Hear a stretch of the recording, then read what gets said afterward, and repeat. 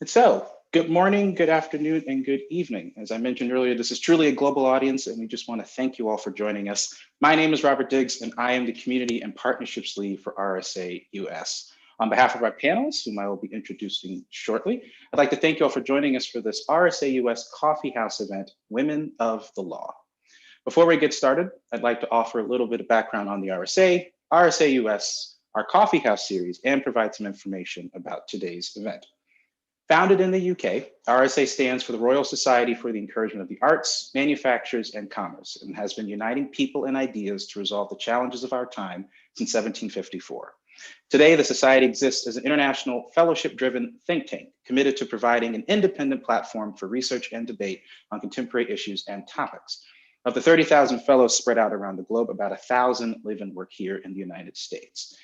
RSA US exists to coordinate the fellowship activities for those that are here with an aim towards moving the needle on addressing the inequities of our society. Before I introduce today's format and our panelists, I'd like to cover some ground rules about today's event. First, as I said earlier, this event is being recorded. It is also being broadcast to YouTube. This is just so that folks who are in the waiting room can still see what's going on while I am going through these points. You're free to use the chat to raise any questions or points of clarification. All three speakers may use US terms, so please don't hesitate to ask a question for clarification. As I said, we are truly an international audience today. Always be respectful. Use language that your mother or mom would approve of. I am not afraid to remove those who violate these norms, but hopefully we won't have to do that. And when we get to the Q&A portion of the event, we will be using the raise hand function, but I will explain how to use that once we get there. If you're joining on YouTube and we do not have space to bring you into the Zoom meeting, you can still participate by emailing me. My email is general.us@thersa.org. And I will say that again when we get closer to that time. So very quickly, this Coffeehouse series allows RSA fellows an opportunity to highlight and or amplify voices that are near and dear to them in a fireside chat format. As RSA US staff, I am also an RSA fellow, so I am moderating this event in that capacity. Without further ado, our first question for today will be this. What was the catalyst for your pursuit of a law degree? And before I let each speaker speak, what I will do is introduce them in turn, starting with Aubrey Jones, JD. At this point, I will also ask speakers or attendees, if you please switch to speaker view so that you can just see the speaker while they are speaking. I would appreciate that. Aubrey is the head of talent advisement / success partner at Leverage to Lead. Her focus is on placing senior level women and people of, her focus is on placing women and people of color into senior level roles where they can find success and live authentically. Prior to working in the recruitment world, Aubrey worked as an associate at a large national law firm. So Aubrey, please take it away. Well, hello, everyone. Thank you for that great introduction, Robert. So happy to be talking to you all today. So the reason I pursued the law, I think, is similar to what a lot of people say. I really wanted to help people. In college, I was a political science and religious studies major, really focused on justice. And through reading and studying, I learned that a lot of things could be helped by changing policies or changing the way that people understood policies, laws, and statutes. After undergrad, I did go to teach for a couple of years, only strengthening my desire to go into law. I knew that the issues that my students were facing and their families would be better served by having advocates in courtrooms, in government spaces, and then made that transition into going to law school and feel that that was the best way to make those changes. Thank you for sharing, Aubrey. And sorry that you couldn't hear me at first. The next response will be from Sarah. Sarah Elizabeth Dill, JD LLM and FRSA, a fellow of the RSA, is a partner at Anetham Global. Her primary areas of focus include international law, foreign affairs, war crimes, human rights, cross-border illicit finance, and national security. Sarah currently serves as the Arab Region War Crimes Officer for the International Bar Association, and her TEDx talk, "Women Are Not Weapons of War," focused on the unique plight of women during armed conflict, and I will link to that in the follow-up to this event. So Sarah, what was the catalyst for your pursuit of a law degree?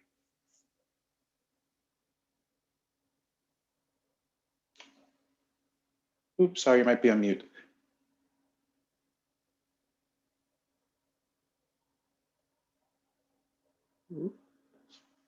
Sarah? Oh no, we might have lost her. Okay, well, in the meantime, oh no, there you are. Sarah, can you hear me? Sorry, there you go. It was saying that you would not let me unmute myself. So I was going to say, if I can just stay silent for the next hour, that's great, but not a problem. I am so sorry. Thank you, Diggs. And it's lovely to be here as judge and with Aubrey and with all of the people who are joining us today. Similar to what Aubrey said, and I think is a trend when you look at women in the law, is a genuine desire to help the community.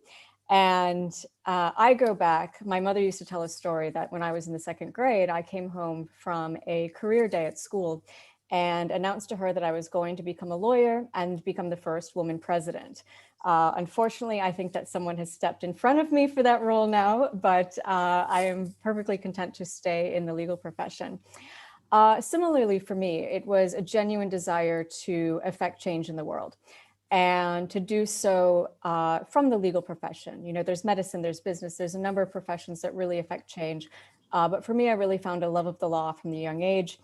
And I was fortunate to have women as mentors. The first law firm I worked for when I was in college actually was an all-women law firm. And they made great strides to guide me, to push me, to challenge me, but also to open a lot of doors at the start of my career. And I think that's an important thing to pursue, as you know, all of us later on in the world, to reach out and help the young women who are coming up in the profession. But it really was just a desire to make the world a better place and bring together cultures, histories, and facilitate peace and understanding between different cultures. Thank you, Sarah, and apologies, that was my fault that I could not unmute yourself. Just want to make that clear. But yes, again, thank you. And the final panelist, but certainly not least for today, is the Honorable Anna Blackburn Rigsby. Her Honor has been Chief Judge of the District of Columbia Court of Appeals since 2017, having been nominated to that bench as an Associate Judge in 2006. As Chief Judge, she concurrently serves as Chair of the Joint Committee on Judicial Administration for the District of Columbia. Prior to her elevation to the DC Court of Appeals, the Chief Judge served as a Magistrate Judge, then Associate Judge of the Superior Court of the District of Columbia for a long time. I won't say how long. And lastly, I just want to flag that the judge and I just happen to be cousins. So if I happen to slip and use her first name, or if she uses one of my family pet names, it's only because we've known each other for so long. But Your Honor, please tell us, what was the catalyst for your pursuit of a law degree? Well, good afternoon, or whatever time of day it is, wherever our guests from around the world are watching. I understand we have guests from the UK, United States, and perhaps several other countries. So it's really an honor to have this opportunity to speak to everyone. And thank you so much, cousin, for inviting me to be a part of this panel with such other dynamic panelists as Sarah and Aubrey. I guess my catalyst has been lifelong, and it started with my parents. My mom and dad were both very inspired by and involved in the civil rights movement in the United States. And growing up, that was very much something that I was aware of and my sisters were aware of. My mother was born in North Carolina in the southern part of the United States at a time when there was legalized segregation. And we're not talking that long ago. We are talking about legalized segregation existing under the law in the United States until the civil rights movement of the 1960s. And so from an early age, I came to see law as a way to ensure equal justice and equal access to justice for everyone in our country. And I was inspired by my parents, who were involved in church and local civic groups. My dad, his family immigrated to the United States from Jamaica in the Caribbean. And so I also have that influence of the experience of seeing my grandparents who were immigrants, my grandfather, and the importance that they placed on education and equal justice and fairness. So those things inspired me from a young age to want to be a lawyer. Other of my heroes in the law, like Thurgood Marshall, the first African-American on our United States Supreme Court and famous civil rights lawyer who brought many of the cases that changed the laws in this country to allow for more equal justice under the law, inspired me. And then lastly, I'll say that my mom decided to go back to law school when I was in high school. And so that inspired me as well. And then she went on to become a judge.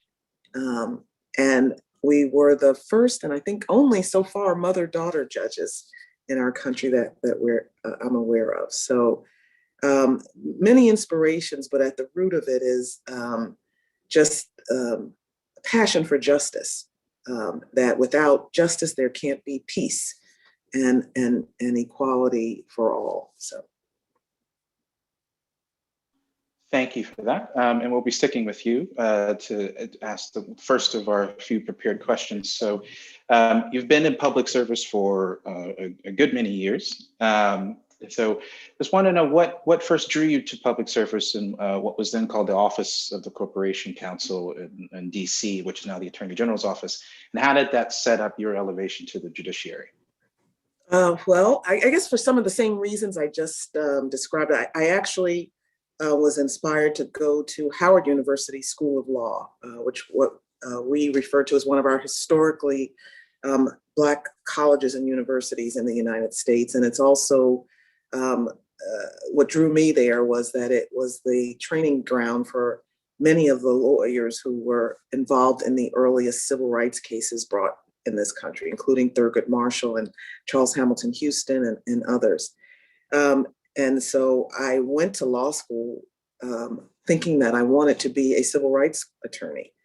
After law school, I ended up doing something very different from that, going to a large corporate law firm, large international corporate law firm based here in the District of Columbia. And that was a good experience and training ground for me. And from there, when the first woman was elected as mayor of the District of Columbia, that would have been back in the 90s, I'm dating myself a bit, before our current woman mayor, I wanted to join local government. And that's how I joined the office of it's now called the Office of the DC Attorney General, distinguished from our National Attorney General's office.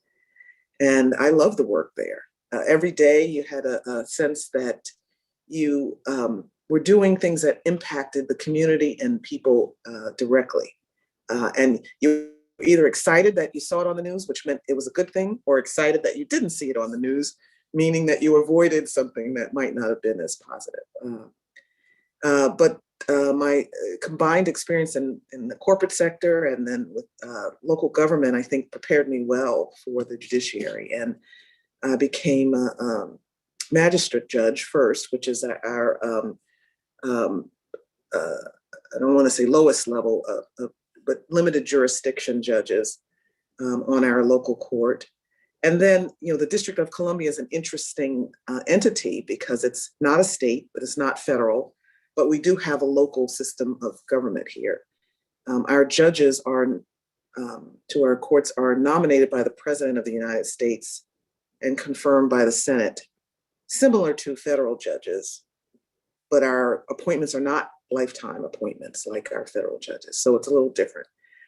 But I think the broad range of experience in both public sector government issues and knowledge of civil litigation and private sector prepared me well for the bench, because our court is one of general jurisdiction. And so we hear all kinds of cases at the trial level: civil, criminal, family law, probate. I'm leaving out many categories, but that's what started it. And I joke that I must have joined the bench. I've been a judge now for 26 years, so it must have been when I was 12. But I have really enjoyed my judicial career at both the trial court level and now very much so at the appellate level. Thank you for that. The next question is for Sarah. So in addition to your legal practice, you are heavily involved with ensuring the rights of others around the globe through your work with the International Bar Association. Tell us what that work entails, and also tell us about your legal practice, but why do you choose to do the work you do with the International Bar Association? Thank you, Diggs. So with my practice, it is a bit multifaceted because I have the benefit of working kind of in three different sectors as I see it. The first I would call field work, where briefly investigation. So for example, post-conflict, post-atrocities, other human rights situations, as well as in the corporate sector, looking at whether corporations are complying with their human rights obligations or their other legal obligations, looking at sanctions, looking at anti-corruption and other financial situations that often facilitate human rights abuses. Also involved in the field doing rapid response and humanitarian work. So two examples from recent history, although it seems long ago now, are one when Trump enforced the Muslim ban shortly after he was inaugurated. And we were able to quickly mobilize lawyers, not only to go to the airports to assist the people who were getting stuck as they were coming in or stuck at airports around the world in transit, but also rapidly responding in terms of litigation, getting cases filed in the courts, seeking injunctions, and working with Congress at the time. We also, when the border crisis started, where children were being kept in cages, families were being separated, because we had the mechanisms already in place from the Muslim ban, we quickly got teams of lawyers and were down at the border working in the detention centers there, trying to help parents reunite with their children, or at least find out where they were, get them legal representation, find out what kinds of cases they had. So that's kind of the second part of the field work that we do. And then advising, working on rebuilding, and that involves a number of things, whether it's training judges and lawyers in jurisdictions that are either growing or regrowing their legal systems, or the young lawyers that are just entering the profession in that field, as well as working at legislative reforms and capacity building. The second aspect for human rights work that we get involved in is advocacy. And this is where it involves a number of things. One would be educating the public on issues, dispelling myths, working on using correct terminology, as well as trying to shift public opinion on issues to gain public support for whether it's legislative changes, policy changes, or simply a better way of approaching human rights throughout the community. And then the final thing, which I think probably second to some of the field work, would be the actual traditional legal practice. And one thing I always try to start with is that human rights lawyers are also defense lawyers. It's in fact a very important part of human rights work, whether it's defendants who are charged with war crimes in The Hague or in any of the regional tribunals, or whether it's your kind of run-of-the-mill criminal defendant before your local or state court who's in need of defense, ensuring that their rights are protected, prison conditions, all of those aspects.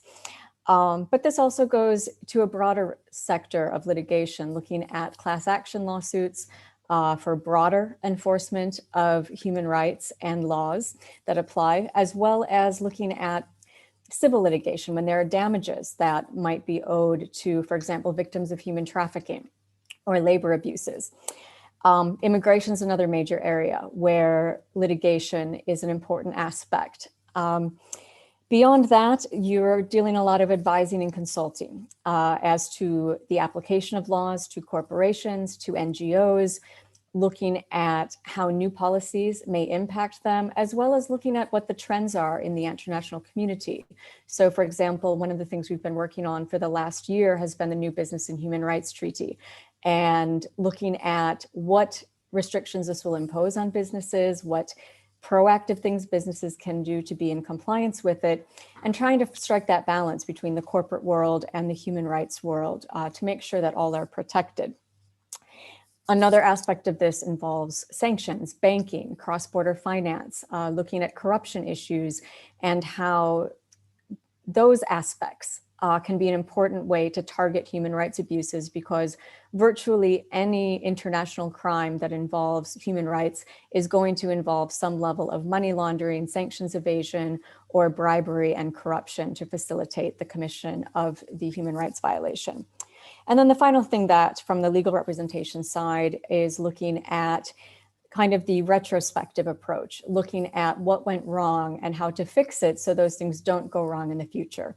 And whilst we would want to have prevention as the primary focus of things, a lot of times there's a great amount of value in looking at something after the fact and then developing strategies, compliance programs, and other means of protecting against human rights abuses in the future. Thank you, Sarah. Aubrey, your shift from the courtroom to the recruitment world began with the recruitment of fellow attorneys.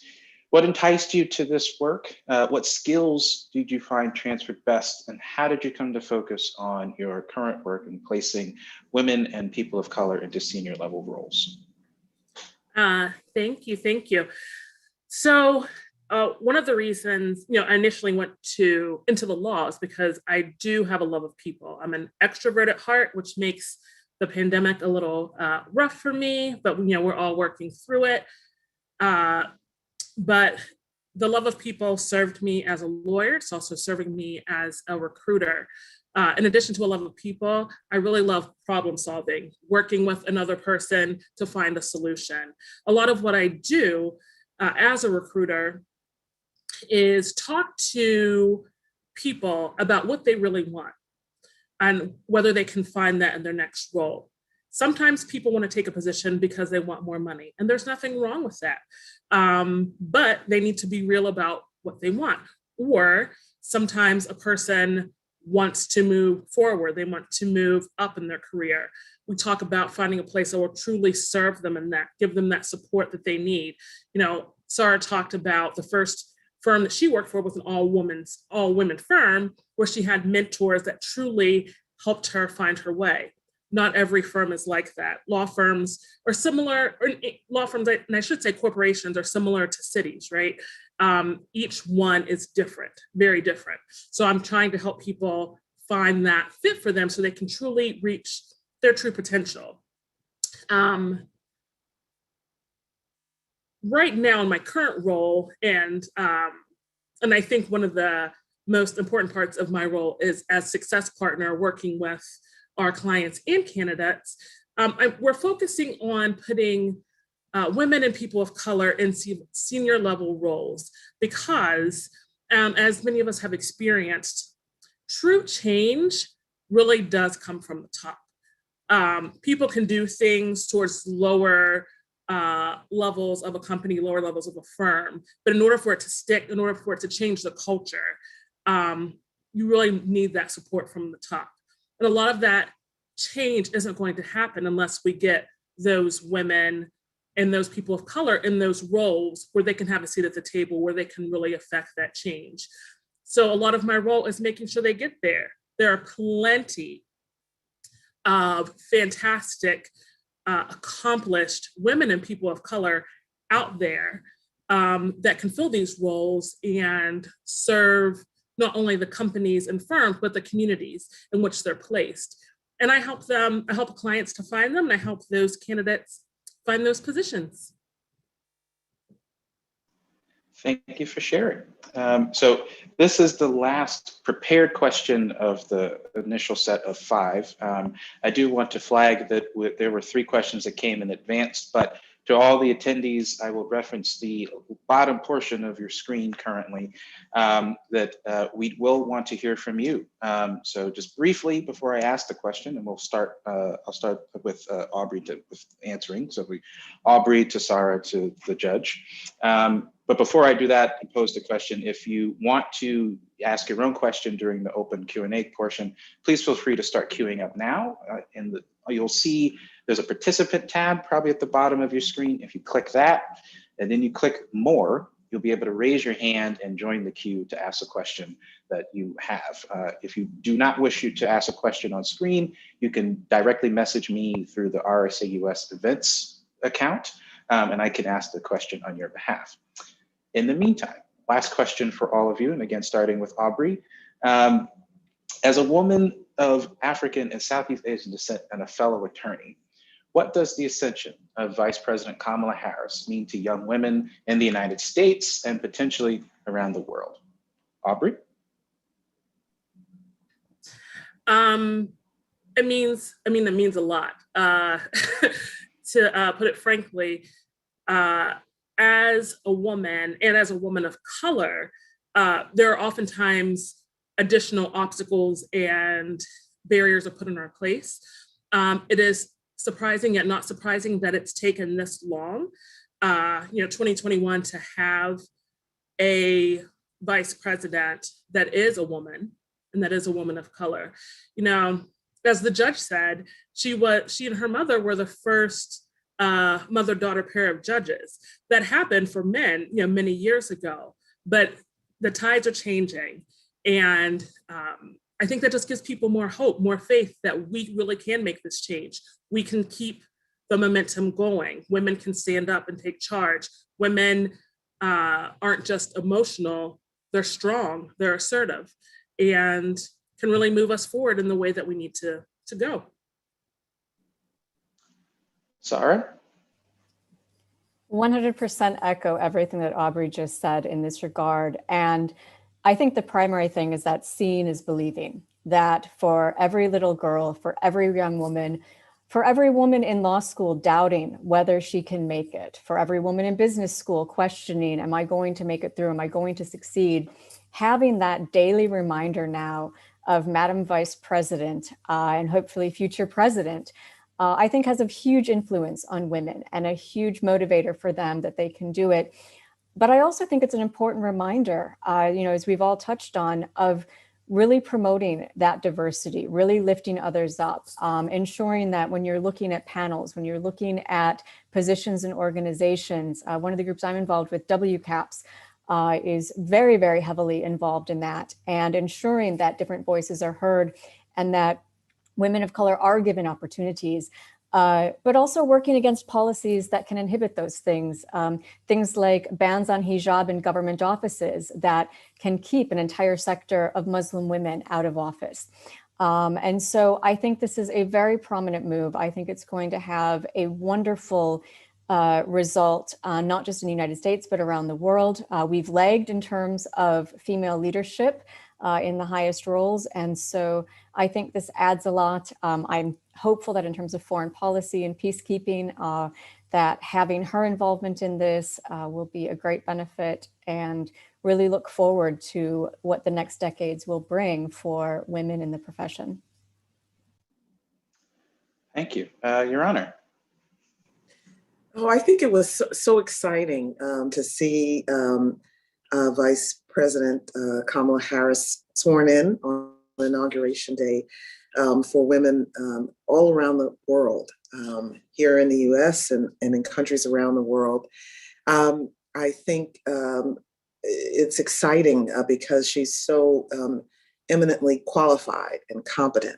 When you think about her professional accomplishments, to holding several elected offices, being one of the few women in the United States Senate. So I admire that. I think it was also symbolic because of the constituency that put her there. She energized portions of the electorate in the community here, particularly among African-American women, but also South Asian women and women who are immigrants, to get excited about participating in electoral politics. And I think,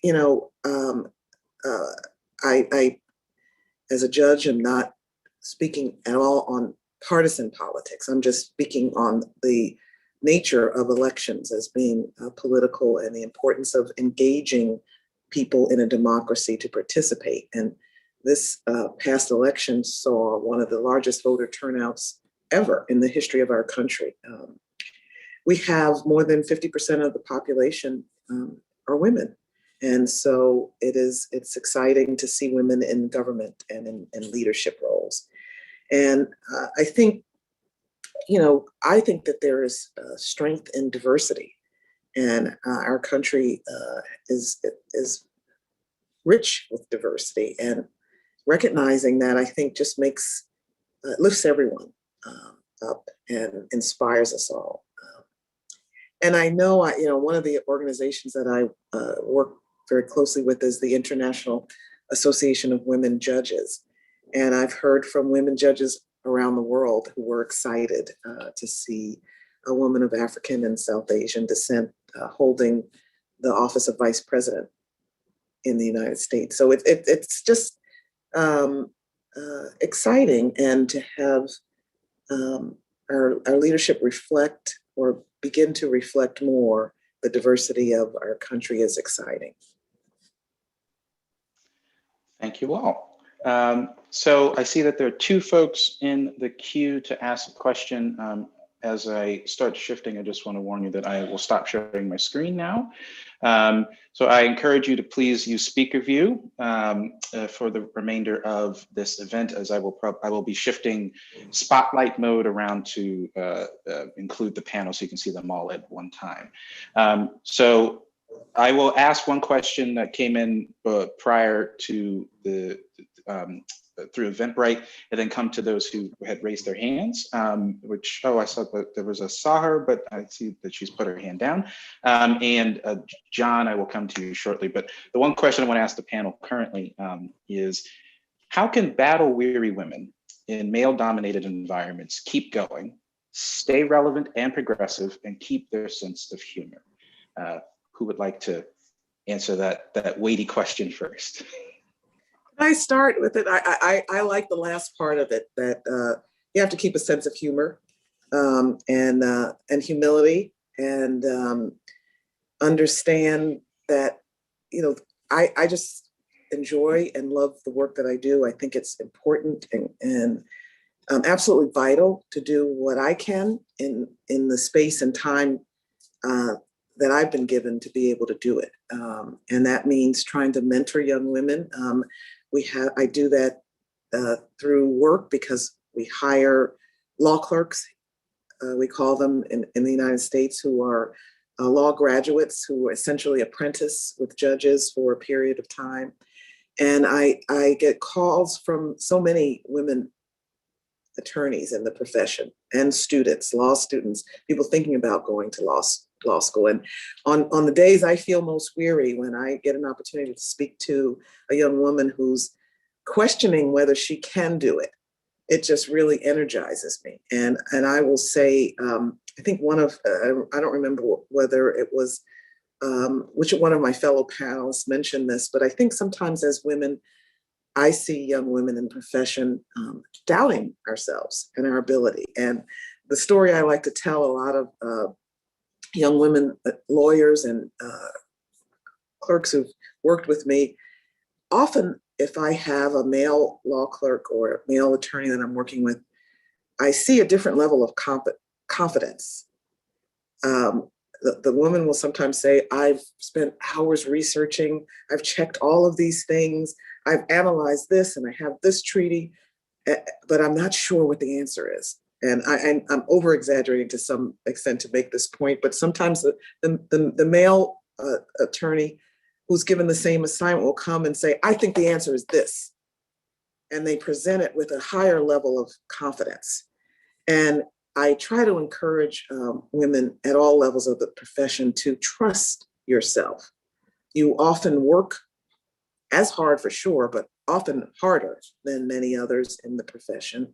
And you've got to recognize the value of that, and that your voice matters, and not being afraid to speak up and to name the issue, and to feel confident that your perspective is important.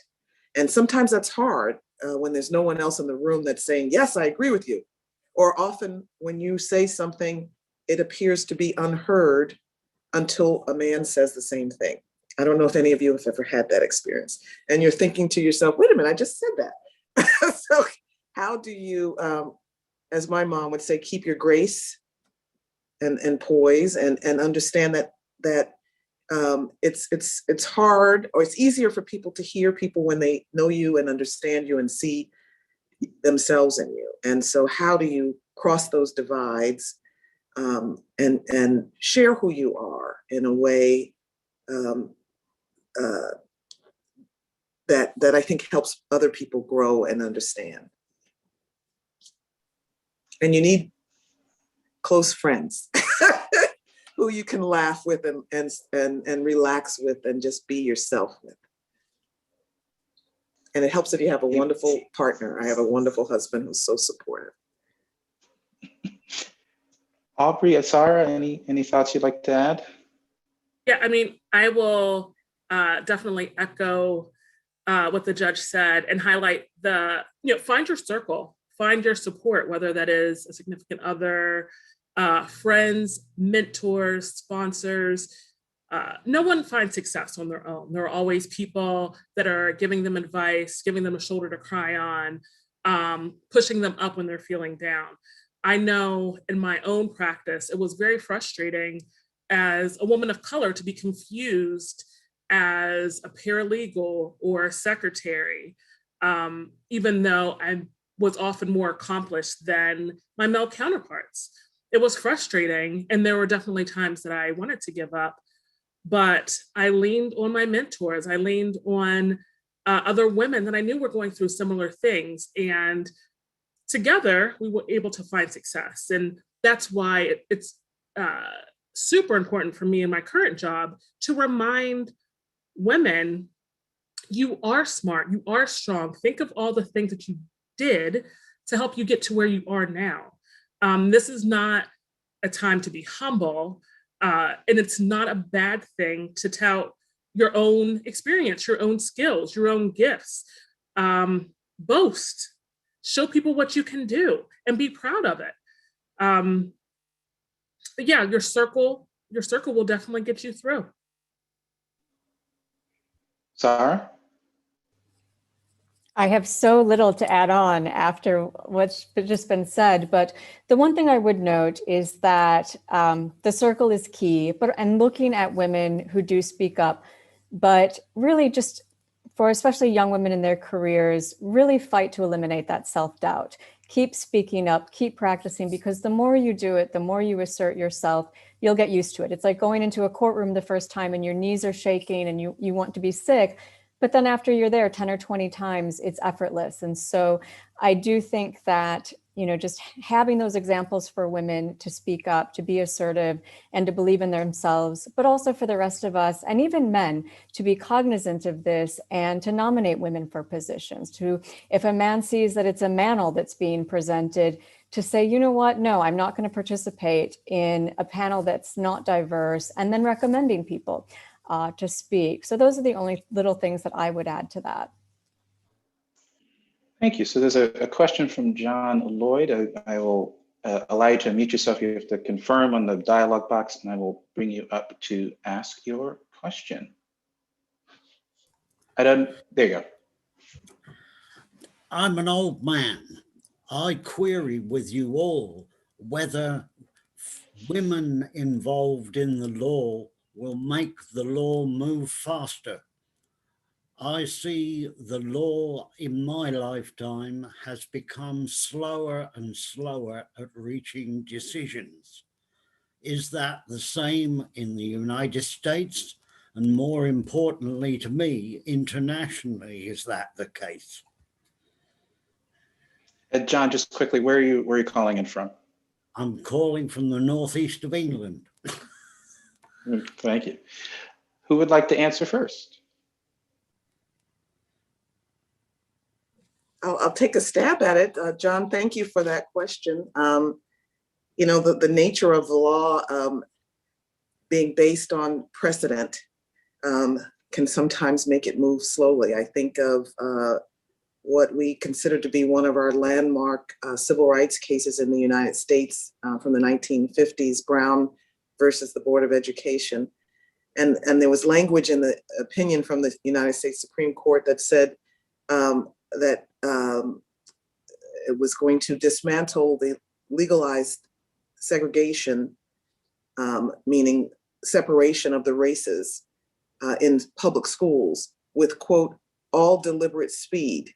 That was the language of the case. Well, it's 2021, and efforts to desegregate schools and fully integrate schools, although the legal impediment under the law has been removed, is still underway. And I think to the second part of your question about internationally, there are a lot of international organizations. Like, I was really intrigued by Sarah's comments about the International Bar. I mentioned the International Association of Women Judges. I think the more we learn about the legal systems and precedent in other countries, it does help the law begin to move faster. In the International Association of Women Judges, for example, the law around rape differs in many countries and parts of the world. And I am aware of a case in Africa, in one of the African countries, where they were able to use a case from a different country to help with their precedent to say it was rape if you raped your wife. And I remember being proud of being a part of an international organization where those kinds of legal issues and legal thinking were shared, and that may help to begin to allow the law to move faster.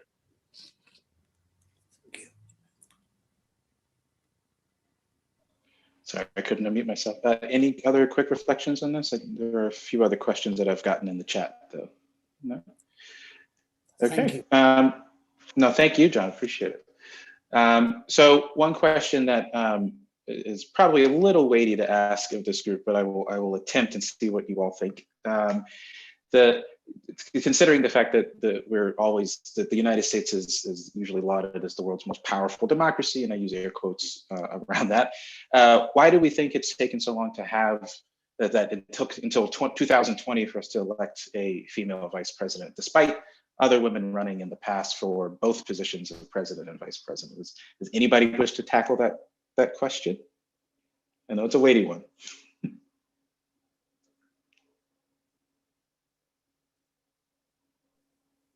Well, I'll attempt. I mean, it's a question I ask myself, right? I mean, and if I'm honest, when Barack Obama took the presidency some years ago, I was surprised that we had a Black president, because, you know, the United States has come far, but we are still tackling white supremacy, racism, ageism, all of these different prejudices, these different blocks to truly moving forward, and is grappling with realizing that. There are a lot of people that are benefiting from the fact that others are oppressed. And I think, you know, that truly comes to light when we, you know, have debates, or, you know, the attack ads come out when people are running for office. People fight to keep power. So it's going to be a long slog, and it's going to take a lot of us really pushing our communities to take a hard look at themselves and our structures and our actions before that happens. Thank you, Aubrey. There are two questions that have come in for Sarah, one directly to me and another that's in the chat that everyone can see. So the first I will ask is, what was the process for you, Sarah, of becoming a war crimes officer for the IBA? And then additionally, there's a student that's asked, what advice you would give for someone who wants to get involved in the human rights sector? So I'll tackle the first question. It's a somewhat easier one. My career, I had defended a few accused war criminals. I say accused because they were not convicted, and had done work with victims and such. And the IBA, the War Crimes Committee, selects officers on a rotating basis. And given that most of my work is focused on the Middle East and Gulf region, I was appointed 3 years ago now to that post to focus on war crimes and international criminal law in the Arab region. But in terms of membership in the International Bar Association and the War Crimes Committee, we also have a Human Rights Institute that is open to lawyers and non-lawyers. You can visit the website for them and join. There's excellent webinars, publications, ways to get involved. So highly recommend, if you're interested in those fields, to join and get involved with us. We're also always looking for people to write articles for our newsletters.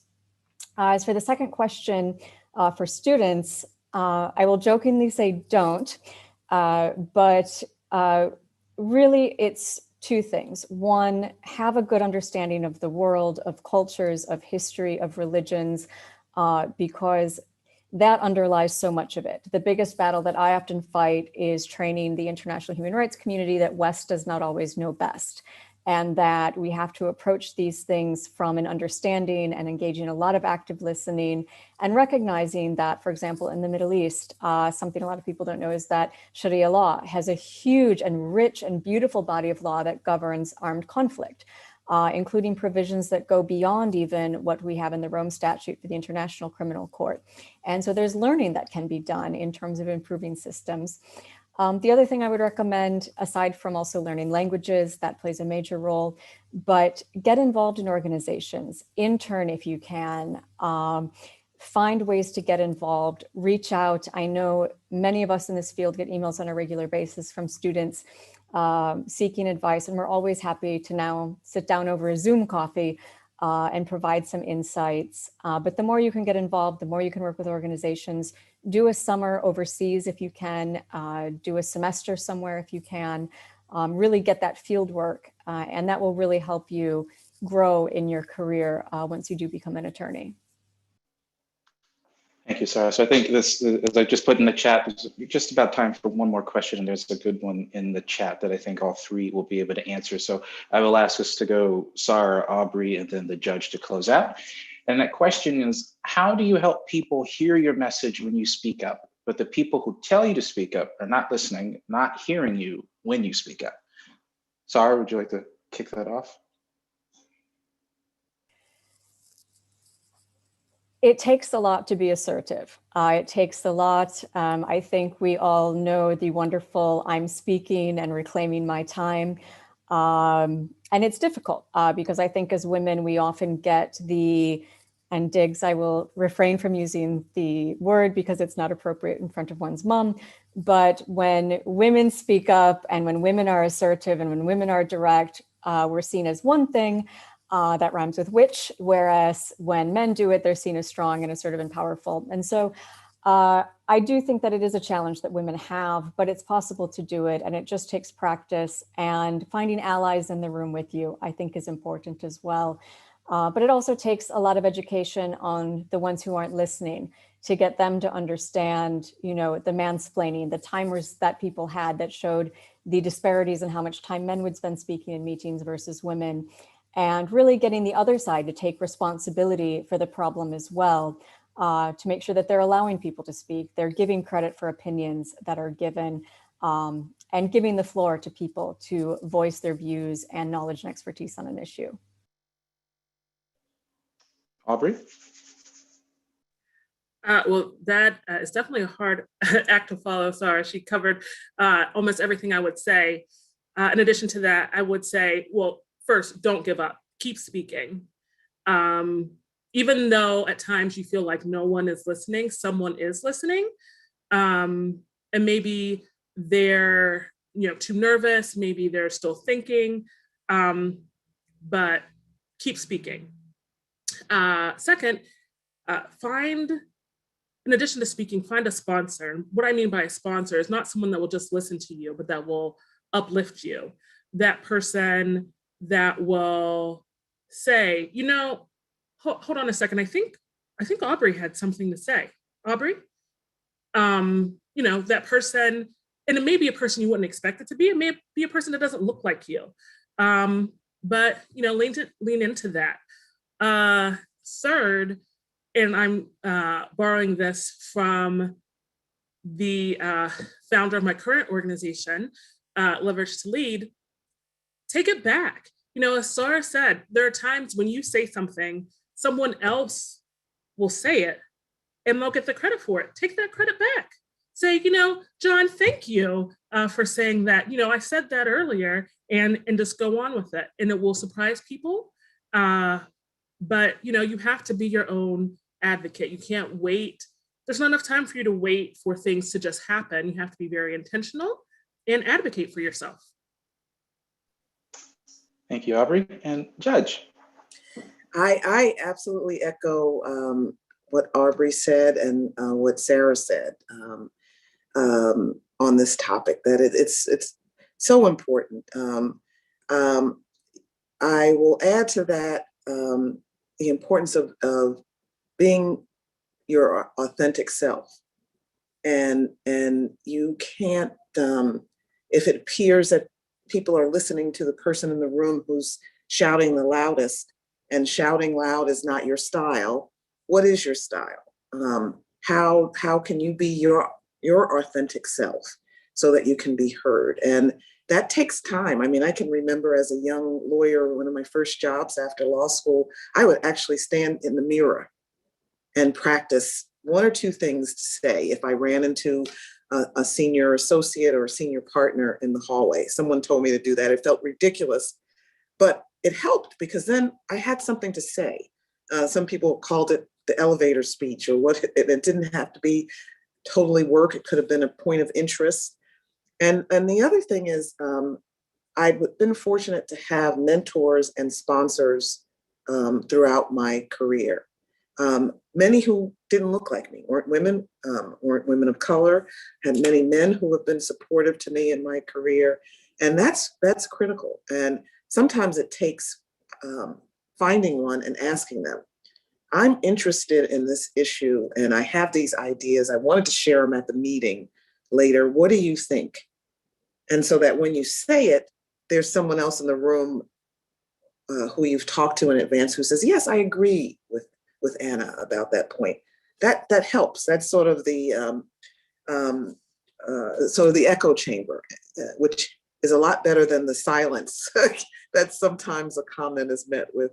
I loved Aubrey's comment about taking it back. And that happens, it happens at every stage and every age, where I've learned not to always get angry, which is the feeling, but to say calmly, I'm glad you agree with my comment that I just made a moment ago, and let me take it to another step forward. And it doesn't, it allows everyone to save face, but it also reminds them that this was what yes, you did say that. How come I didn't notice when you said it?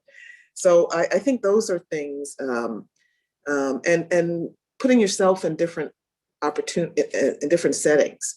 I found that a lot of the voluntary bar associations, civic associations, even churches, church groups, where you get used to speaking, and a lot of times in some of the community settings, you're seen as a leader, and that gives you confidence when you go back into your work environment. Well, thank you. I am going to shift my speaking to the Brady Bunch view is what I call it, but I encourage everyone to do that. And if you're able and willing, or as gallery view is the official term, if you can turn your video on and just give a little wave as thanks to our amazing speakers. I want to thank you, Chief Judge Blackburn, Rigsby, Sarah, Aubrey. This event would not have happened without the three of you agreeing to participate. I want to highlight, but not overly highlight, that it just happens to be Women's History Month here in the United States. So the timing of this event was intentional to sort of help usher in this first week of this month for us here. You will get a follow-up email from me via Eventbrite with a link to the recording for this event. Also just reminders of the bios for our 3 speakers. But if you do need to get in touch with me in the interim, you can do that via general.us@thersa.org. With that, I wish you all a good day, good evening, and good night.